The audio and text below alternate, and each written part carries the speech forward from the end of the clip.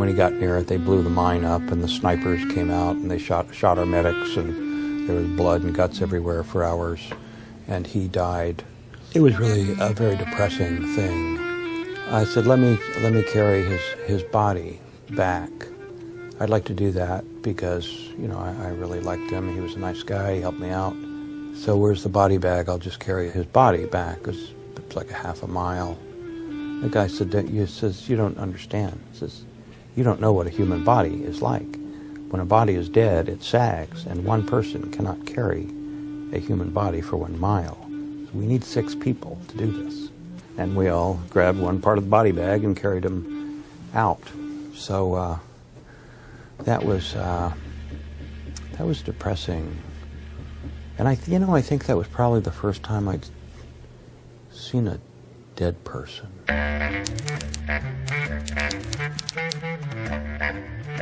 A great work of architecture is a great work of architecture. Like the pyramids of Egypt, it's like the Eiffel Tower, Arc of Triumph, the St. Louis Arch.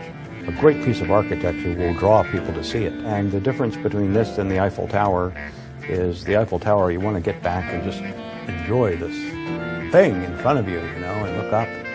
But this is different.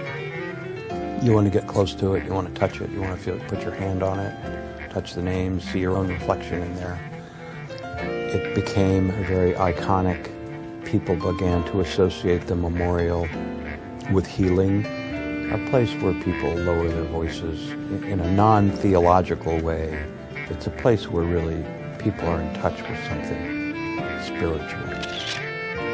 I decided in 1979 that this would happen, and with the help of a lot of really smart people who became part of this team, we were able to accomplish that. I had the idea when I was in graduate school. My wife and I went to see the movie The Deer Hunter in 1979. I just decided that I was going to build a national memorial in Washington, D.C., and I had to do this. I was going to do this, and nothing was going to stop me from doing this. And this is the 30th anniversary of the wall. Amazing how time goes, and of course it's important that veterans tell their stories. And for a lot of the people who served in the Vietnam War, it was very traumatic. When we came back, I remember one guy said to me, you went to Vietnam. What did you learn in church growing up? Thou shalt not kill. What did you learn in school? You go to Vietnam and kill people, take their lives. Anybody can make any judgments they want over the Vietnam War. It happened, and 3 million of us ended up over there. 9 million Americans ended up in the military. This is part of the Cold War. Didn't turn out particularly well, not the way the nation had hoped it would, but everybody who went there made a tremendous sacrifice of their time, their talent, their psyche, and I see these people coming back today from Iraq, from Afghanistan, and you can see the way these people are hurt. I'm the guy who started the Vietnam Veterans Memorial. I got it built, and now it's built, and we're commemorating the 30th anniversary. And we have 2,000 volunteers in Washington, D.C. right now, getting ready to, or already have, read names at the wall. It's just magnificent to have such a great group of volunteers. My thinking was that this would become a fraternal monument sort of for the actual participants in the war, and they'd come on Veterans Day.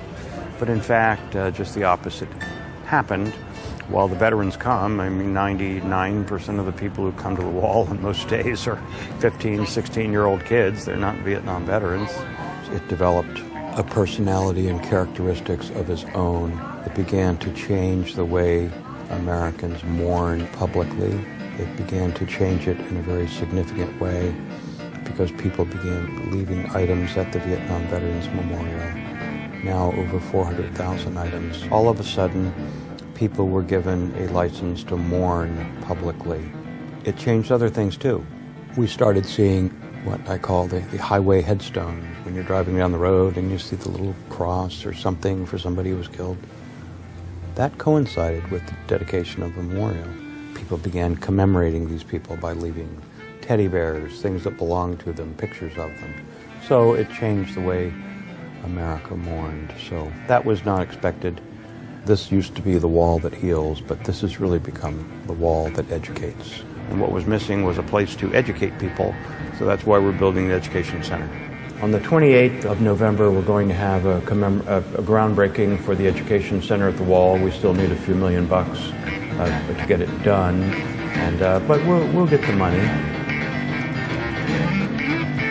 This is not some sort of a jingoistic recruiting center for the Army or something. Neither is it some anti-war facility. This is a place to pay honor to the service of our nation's military veterans, starting in 1775, when the first people stood up and decided that we would become an independent nation, all the way through to today. In Afghanistan, there's some Marine is sitting there getting shot at and hurt and carrying his buddy to some helicopter. This sort of service needs to be remembered by the society, and this is where it's going to be done. There's been a lot of resistance. It's been political resistance, all related to the preserving the mall, don't interfere with America's mall. While it only took 3 years to get the Vietnam Veterans Memorial built, it took more than 3 years just to get the bill through, to pass, to get the Education Center built. And in order to get this bill passed, a senator, a couple of them actually, said, we're going to put in the bill that they cannot take any federal money and private donors cannot be acknowledged. So we'll make it really, really difficult for this guy to raise money. Once we got the bill through, we spent over a year fighting with some very recalcitrant federal agencies and bureaucrats who said the legislation says at or near the memorial, but at or near the memorial can mean 8, 10, 12 miles away. It doesn't have to be on the mall. Let's put it way somewhere else. Let's put it in some building on the other side of town. So these sort of debates just ate up time, money, and this has been very difficult. I pledge allegiance to the flag of the United States of America and to the republic for which it stands, one nation, under God, indivisible, with liberty and justice for all. He served in combat. He paid his dues. He was devoted to our country. He is an absolute superb patriot, unswerving in his devotion to making every place he goes and every place he's been better because he's been there. He understands completely that a different world will not be made by indifferent people. Jan Scruggs is really and truly a national treasure. It is my honor to introduce to you the president and founder of the Vietnam Veterans Memorial Fund and a great friend, Jan Scruggs.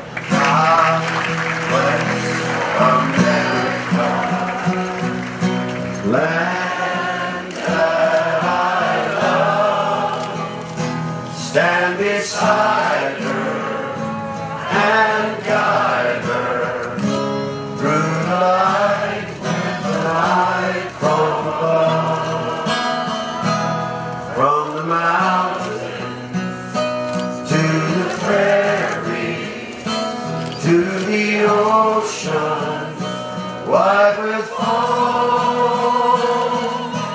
God bless America, my home, sweet home.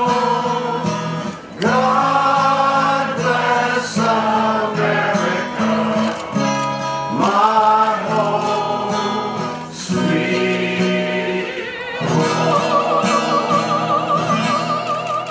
So, war is madness, and it's awful, and we should have fewer of them. I mean, after all, this is the 21st century, and there are other ways of resolving disputes other than shooting each other with firearms and bombs and so forth. So I'm hoping that we can live in a better world one day, but it really doesn't look like that's the case, does it?